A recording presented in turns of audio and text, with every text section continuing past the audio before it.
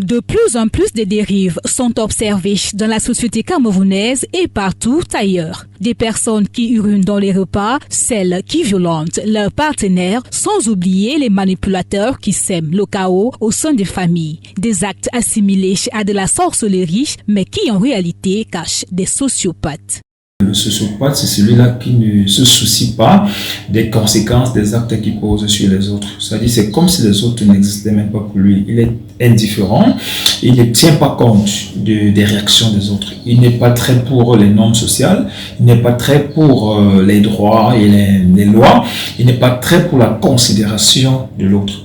Adeptes de la déstabilisation, les sociopathes brillent par le mépris total des normes sociales. C'est facile de reconnaître un sociopathe parce que le plus souvent, les sociopathes sont très difficiles dans les relations.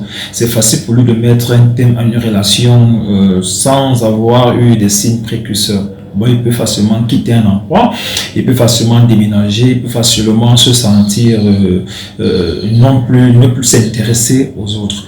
Bon, le sociopathe, c'est quelqu'un qui est visiblement pas très... Il est parfois impulsif, il est parfois agressif et il manque de solidarité. La sociopathie désigne donc ces personnes qui n'éprouvent ni regret, encore moins de remords pour des actes posés.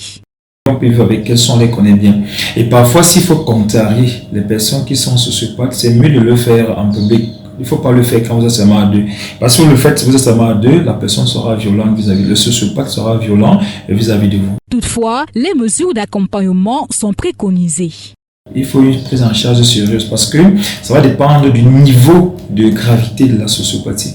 Et il faut que la personne rencontre, je propose que la personne rencontre un psychologue parce que ce sont des prises en charge qui prennent parfois trop de temps. Les gènes de la sociopathie sont parfois trop ancrés dans l'esprit, dans la mentalité des personnes souffrant de ce trouble-là, qu'à un moment donné, il va falloir une prise en charge à long terme. Bien que les causes de la sociopathie ne sont pas très connues, selon les spécialistes en santé mentale, les facteurs environnementaux, les abus de toute forme dans l'enfance peuvent contribuer au développement de ce trouble antisocial.